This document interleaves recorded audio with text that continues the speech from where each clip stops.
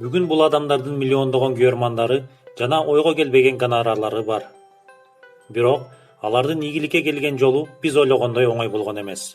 Бул тасмада биз кыйын күндөрдү башынан кечирип, ийгиликке жеткен инсандар жөнүндө сөз кылабыз. WhatsApp'тын негиздөөчүсү Ян Кум 16 жашында апасы менен Украинадан Америкага көчүп барат. Алгач күндөрү акча жагынан кыйналышып, мамлекеттин пособиясына жашашкан. Ал дүкөндөрдө жер шыпырып акча тапкан. Ал эми программалоону ал өз алдынча үйрөнүп жүргөн. Ян Кумду Yahoo компаниясына жумушка алышканда анын жашоосу өзгөрүп баштайт. Ал жакта 9 жыл иштеп, Facebook'ка ишке кирейин десе албай коюшкан. Ошондо Ян SMS-тин ордун баса турган тиркеме иштеп чыгат. Бирок аны эч ким колдонбой коет. Кийин iPhone'догу чыгып турган SMS-тер анын ишин алдыга жылдырат. Анын аркасынан көп акча таап баштайт. Ошентип, аны жумушка албай койгон Facebook анын WhatsApp тиркемесин 19 миллиард долларга сатып алат.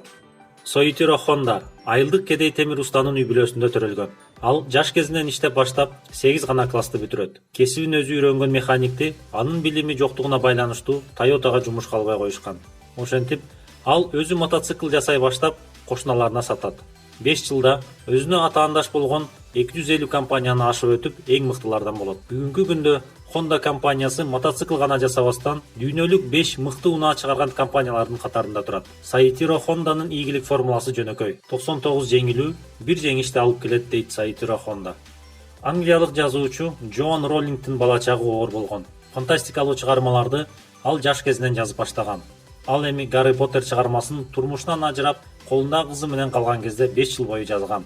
Ал убакта Джоан мамлекеттин пособиясына жашаган. 12 басмакана анын чыгармасын кабыл алган эмес. Ошентип, 97-жылы роман басылып чыгып, популярдуу боло баштайт. Гарри Поттердин кинотасмасы чыккандан кийин ага чоң ийгилик келген. Бир канча жылдын ичинде Джоан Роллинг 1-миллиардер жазуучу аталган.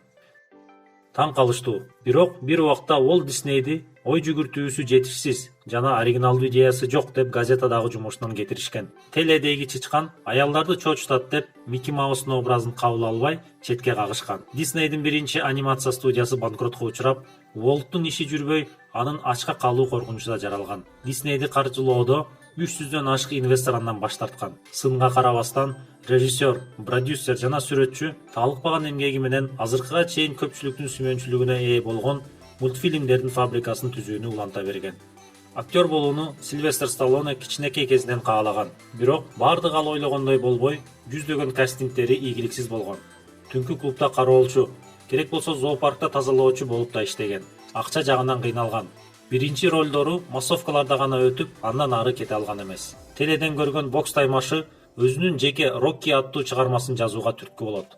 Ал сценарийин башкы ролдо өзүм болом деген шартта саткан. Кинотасма 3 Оскар утуп, Сильвестрга көптөн күткөн ийгилигин алып келет. Майкл Джордан дүйнөдөгү таанымал баскетболисттердин бири. Бирок анын бул жетишкени оңойго турганбы? Анын боюнун кичинекейлигине жана тажрыйбасынын жоктугуна байланыштуу аны мектептеги баскетбол командасынан чыгарып коюшкан. Жаш бала ызаланып, тренери туура эмес айтканын далилдөө үчүн катуу машыга баштайт. Жыйынтыгында анын эсебинде 2 Олимпиада алтын медалы жана NBA'дин 6 чемпиондук титулу бар. 5 жолу сезондун мыкты оюнчусу аталган. Интервьюларынын бирөөсүндө Майкл: "Мен кайра-кайра ийгиликсиздикке кабылганымдын себебинен жеңишке жеттим" деген.